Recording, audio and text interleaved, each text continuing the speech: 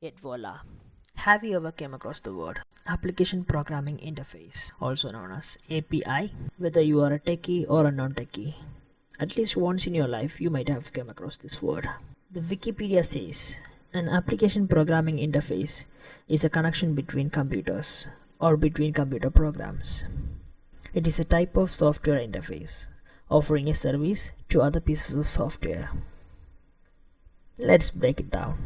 Assume you and me, we both went to a hotel where there will be amazing chefs who prepare wonderful meals for us.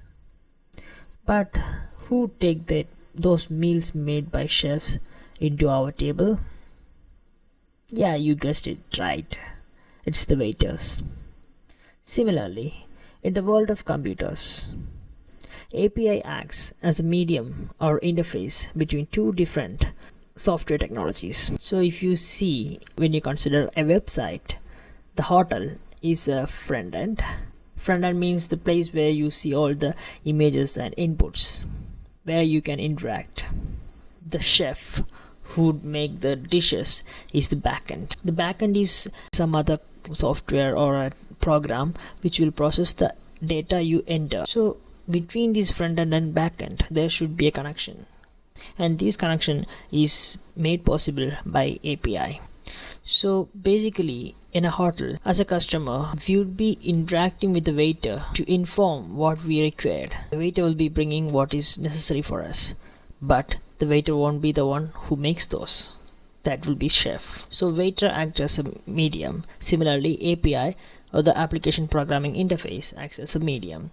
If you see the case here, when we enter facebook.com, we see a page which has a lot of inputs and some banners or images. So that is the front end of that website. In our real world example, it's the hotel. And then if you see, we have a backend where the data you entered will be processed and validated. When you enter your username and password, it will be validated. It will be checked to their database to see if that user exists or not. Based on that, the backend will generate an output to be sent back to the front end. The API will collect that and bring it to the front end so that front end can display a message, say you entered wrong password, or maybe front end can let you into your home page. So that's how an API works.